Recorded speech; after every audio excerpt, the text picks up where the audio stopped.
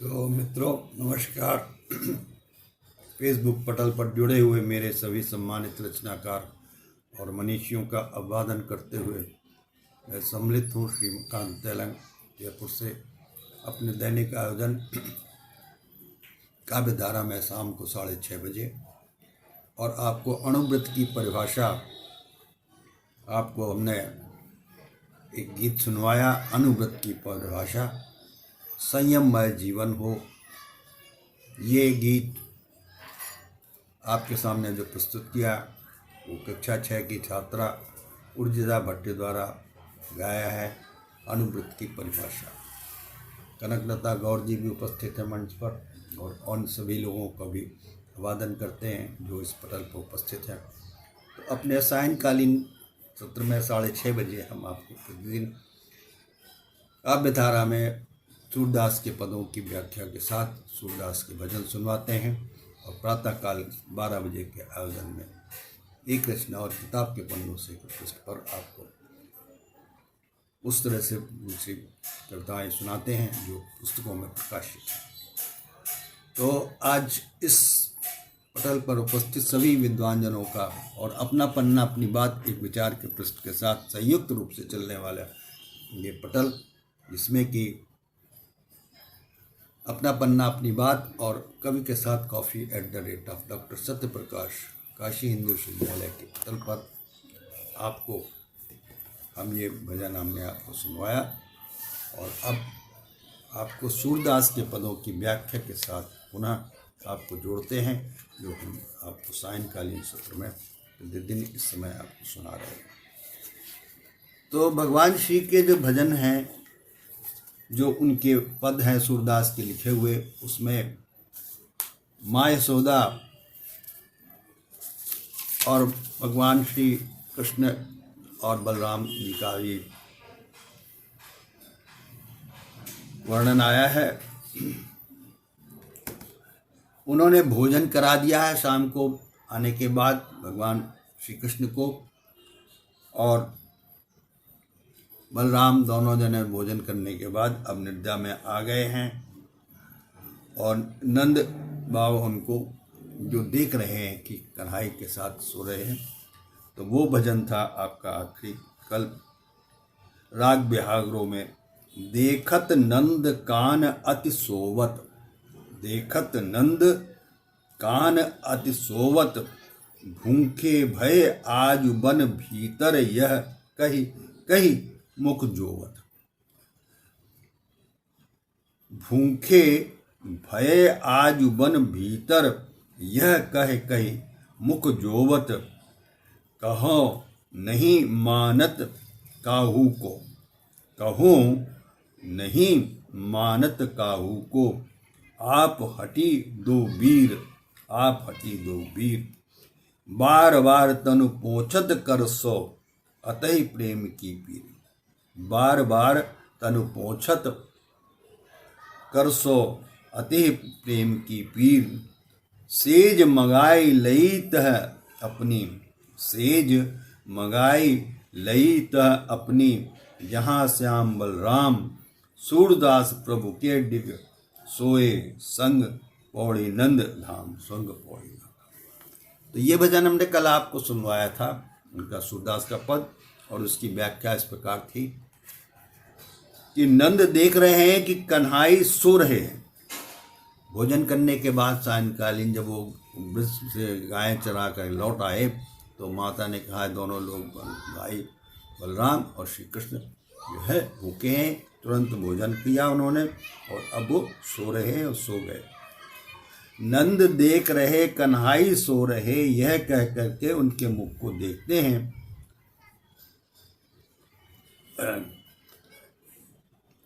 कि आज वन में भूखे ही रह गए थे। ये दोनों भाई बहुत हठी हैं, किसी का कहना नहीं मानते। प्रेम की अत्यंत पीड़ा से बार बार वे उनके प्रेम पर, उनके शरीर पर हाथ फेरते हैं। उन्होंने अपनी सैया वहीं मंगवा ली जहाँ पर श्याम और बलराम थे। वे उन्हीं के पास सोए और नंदरानी यशोदा सूरदास के प्रभु के साथ लेट गई। सूरदास के प्रभु।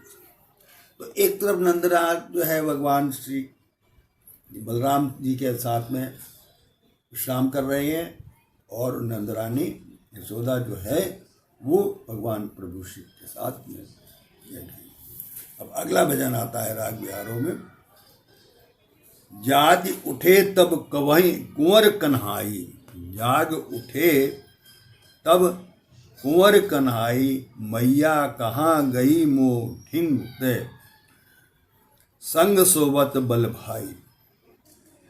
जाग उठे तब कुंवर कन्हाई, मैया कहाँ गई मोह ठिंग ते, संग सोबत बल भाई। जागे नंद यशोदा जागी बोली, लिए हरिपास, सोवत झकई, उठे कहते दीपक कियो प्रकाश, सपनों कूद पर्यो यमुना तह, सपनों कूद पर्यो यमुना तह। काहू दियो गिराए सूर श्याम सो, कहत जसोदा जनि लो लाल डराई, जन लो लाल डराई। तो इसमें पद में आई है व्याख्या इस प्रकार से कि भगवान श्री सो रहे हैं, तब कुंवर कन्हाई जग गए। श्याम बोले मेरे पास से मैया कहाँ गई, मेरे साथ बलराम दादा सो रहे हैं। नंद जागे और यशोदा भी जाग गई। उन्होंने श्याम को अपने पास बुला लिया और दीपक प्रकाशित किया। आखिर सोते समय जग क्यों उठे। श्याम ने बताया स्वप्न में यमुना के दह कर्त में किसी के गिरा देने से मैं कूद पड़ा था। और यशोदा श्याम से कहती नहीं लाल तुम डरो मत, नहीं लाल तुम डरो मत। तो इस प्रकार से दूसरा पद अब आपको सामने प्रस्तुत करते हैं। और सभी विद्वान जन जो आज पटल पर अपना पन्ना अपनी बात एक विचार के पृष्ठ के साथ कवि के साथ कॉपी पटल पर उपस्थित है, इन सबका अभिवादन करते हैं। तो राग गौरी में बरजो, मैं बरजो यमुना तट जात, मैं बरजो जमुना तट जात, सुचि रही गई न्यात की तेरे, जनि डर पो मेरे तात।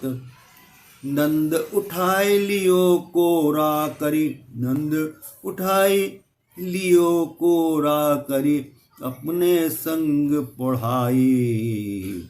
वृंदावन में फिरत जहाँ तह, वृंदावन में फिरत जहाँ तह, किही कारण तू जाई। अब जनी जहो गाई चरावन कह, को रहति बलाई। सूर श्याम दंपत बिच सोए, नींद गई तब आई, नींद गई तब आई।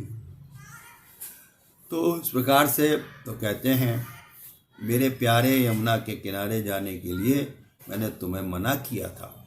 वो उनको मनाती हैं भगवान श्री को कि मेरे प्यारे यमुना के किनारे जाने के लिए मैंने तुम्हें मना किया था। उधर तुम्हें स्नान करते समय की याद आ गई, इसलिए ऐसा सपना था। मेरे लाल डरो मत।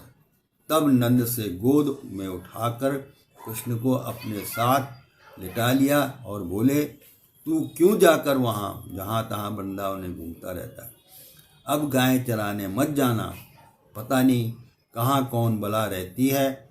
सूरदास के श्याम जब माता पिता के बीच में सोए तब उन्हें निद्रा आ गई। तो इस प्रकार से उन्होंने डर से बचाने के लिए उनको अपने पास सुला दिया। ठीक है, अब आइए 519वां पद। सपनों सुनी जनि अकुलानी, सपनों सुनी जननी अकुलानी, दंपति बात कहत आपसु में, सोवत सारंग पानी। दंपति बात कहत आपसु में, सोवत सारंग पानी।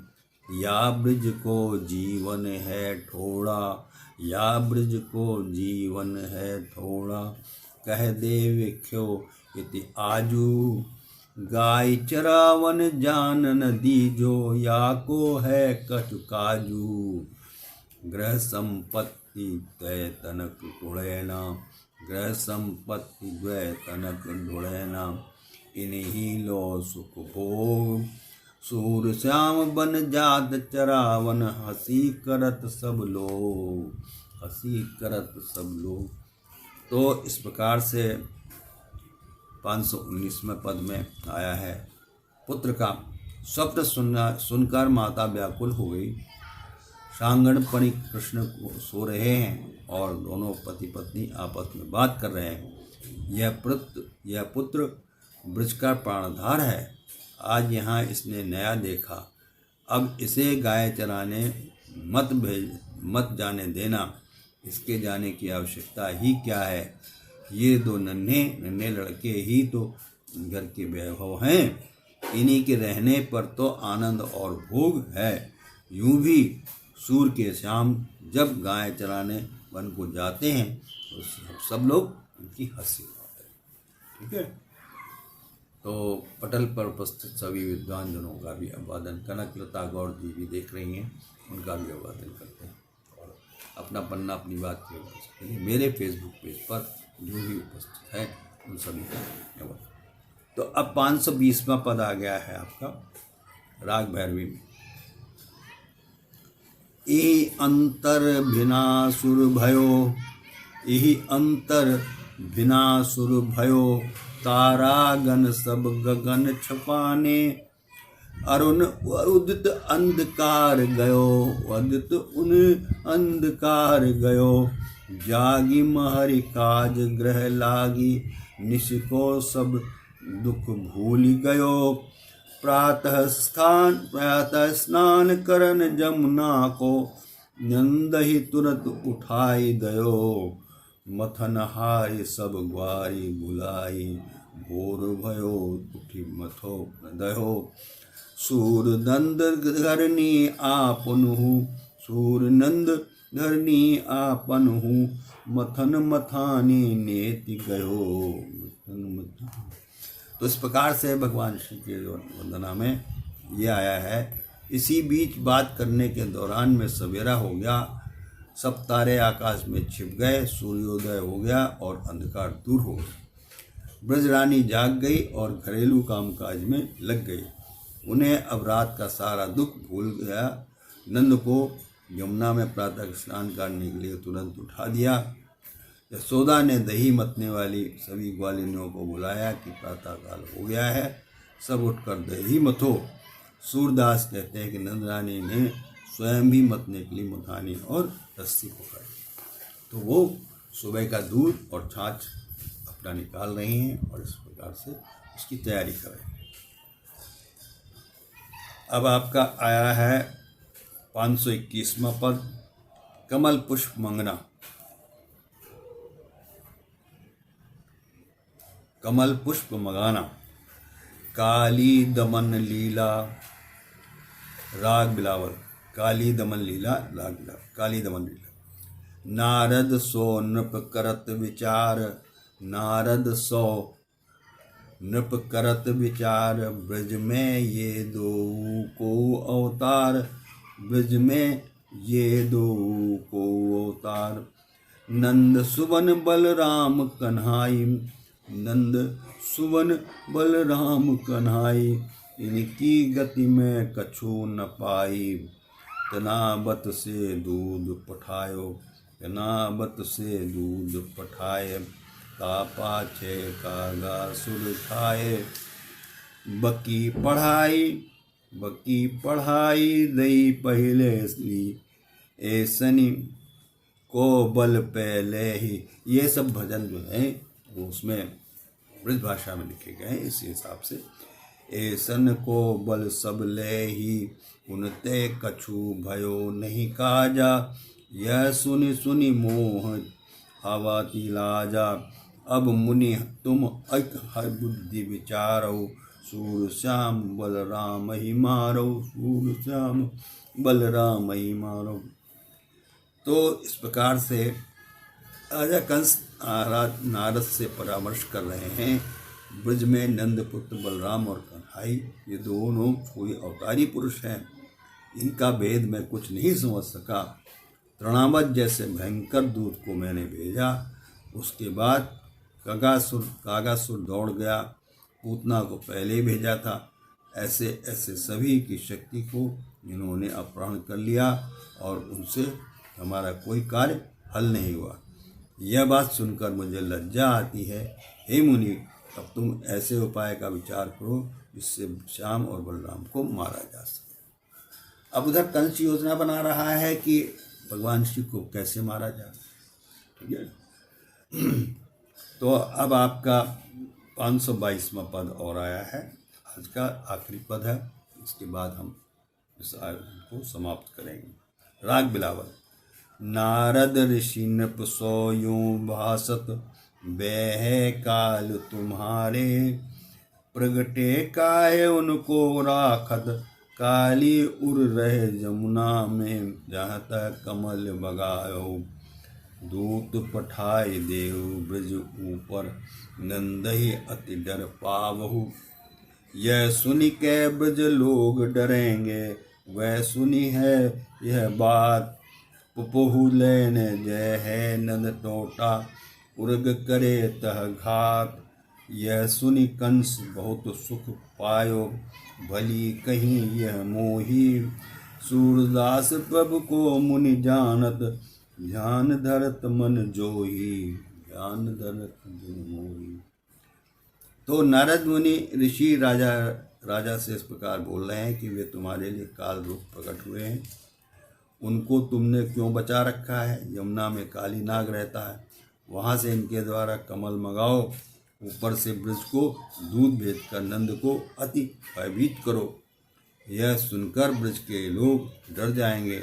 वे दोनों नंद कुमार भी इस बात को सुनेंगे। जब वे फूल तोड़ने जाएंगे तो सर्प वहाँ प्रहार करेगा। यह सुनकर कंस बहुत सुखी हुआ और बोला कि आपने बहुत अच्छी सलाह दी।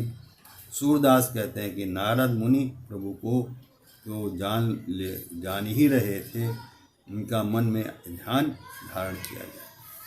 तो इस प्रकार से जो है वो कालीनाथ के पास से पुष्प कमल मंगवाने के लिए भगवान नारद कहते हैं, और उस समय ये बालक आएंगे तो इनको पूरा ब्रज डर जाएगा। ऐसी विवेचना इसमें सटीक व्याख्या आई। तो आज का ये आयोजन यहाँ पर समाप्त होता है। 5 पद हमने आपको सुनाए इस पुस्तक से, और अब आपको आगे के आज के आयोजन में समाप्त करते हैं और पुनः आपसे अनुरोध करते हैं कि आप इस शुभ संध्या के इस आयोजन में सम्मिलित होइए और भगवान श्री के भजनों की व्याख्या के साथ उनके पदों का रसपान कीजिए। सूरदास के श्री कृष्ण भक्ति के पद हैं। जय हिंद, जय भारत, नमस्कार।